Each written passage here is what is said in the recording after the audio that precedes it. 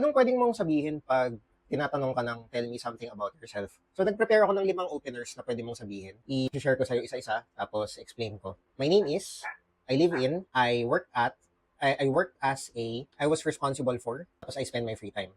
So, obviously, yung my name is, pangalan mo, my name is Kevin. Nickname lang, huwag kang gagamit ng yung mahabang pangalan. So, hindi mo bibigyan buong pangalan mo. Next, I live in, pangalan lang ng city. Parañaque City, Muntinlupa City. Ako pag foreign yung client ko, Manila lang yung sagot ko. Next, I work as a, yung trabaho mo. So, salesperson, customer service representative, sales staff, kung ano man yung naging trabaho mo. Mas maganda na sabihin mo yung role kaysa sasabihin mo yung pangalan ng company or yung industry. Sabihin mo muna yung role kasi yun yung mahalaga.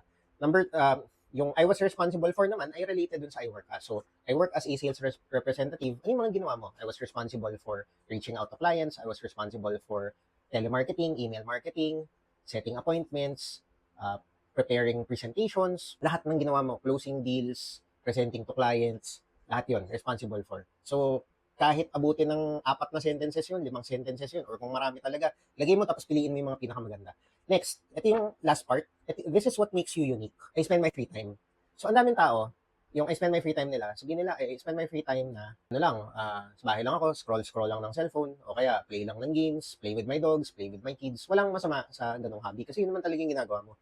Pero it's also important na you use this line as an advantage why you're a good person to hire and why you're a good person. Paano? Ang example ko dito sa I spend my free time is number 1, learning how to cook.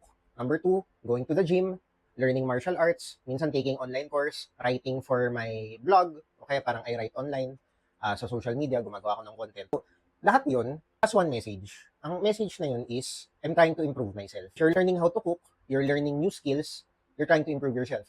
If you're going to the gym, you're trying to improve your body, you're trying to improve yourself.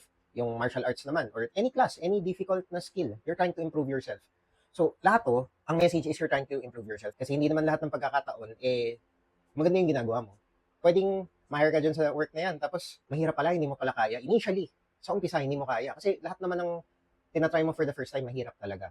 Pero, ang main message mo dun sa interview mo is you're trying to improve yourself. So, pwedeng palpak ngayon, pwedeng mahina ngayon, pwedeng marami akong mali ngayon, pero I'm trying to improve myself. So, let's say, 10 yung mali mo day 1, o di day 2, ang goal mo is, 9 na lang yung mali mo sa day 2. Day 3, 7 na lang, or 6 na lang, or 5 na lang, na pakonti ng pakonti yung mali mo, padami ng padami yung tama na ginagawa mo. Kasi nga, you're trying to improve yourself. So, yun yung main message ko. So, sabihin mo yung name mo, taga saan ka, ano yung trabaho mo, ano yung ginawa mo dun sa trabaho mo, tapos how you spend your free time. And piliin mo yung activity and i-share mo yung activity na you're trying to improve yourself. Kasi yun naman yung message eh. Kaya ako kumukuha ng call center work or online freelance na work kasi you're trying to improve yourself. And isama mo na yun sa message mo, sa intro mo, para gumanda yung pag-apply mo. Bukas ulit.